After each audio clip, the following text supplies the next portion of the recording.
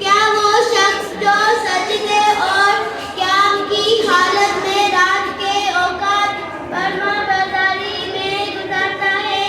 आखिरत से डरता है और अपने रब की रहमत की उम्मीद